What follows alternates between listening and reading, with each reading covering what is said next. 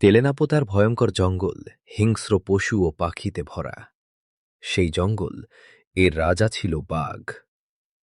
বনের পশু পাখি সবাই তাকে খুবই ভয় করত, কারণ বাঘ যখন যাকে ইচ্ছো শিকার করত। একদিন বাঘ শিকারের জন্য বেরিয়েছে, কিছুটা গিয়ে হঠাৎ তার সামনে পড়ল একটা শিয়াল। শিয়ালটা ছিল খুবই চালাক। তাকে দেখে বাঘ গর্জন করে উঠল আর বলল, আজ তোকেই খাবো। তখন শিয়াল একটু ভয় না পেয়ে বলল, আমাকে খেতে গেলেই বিপদ হবে কিন্তু। বাঘ রাগে গিয়ে বলল, আমি এই বনের রাজা, আমার আবার কিসের বিপদ? শিয়াল বলল, তুমি রাজাকে বলল? এই বনের যে রাজা, আমি তার মন্ত্রী। তোমার চেয়ে আরও ভয়ঙ্কর পশু আছে যে এই বনের রাজা, আর আমাকেও এখন যেতে হবে।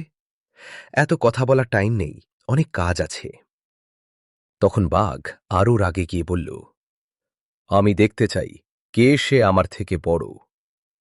শিয়াল বলল, চলো তাহলে, যেতে যেতে দেখাই। বাঘ গর্জন করতে করতে শিয়ালের সঙ্গে চলতে লাগল। দুপুরের রৌদ্রতে বাঘের ছায়া ছায়া যখন বড় করে পড়তে লাগল, শিয়াল তখন সেটা দেখিয়ে বলল, দেখো, তোমার চেয়ে কত বড়, তাহলে কতটা ভয়ঙ্কর হবে সেটা বুঝতে পারছ তো?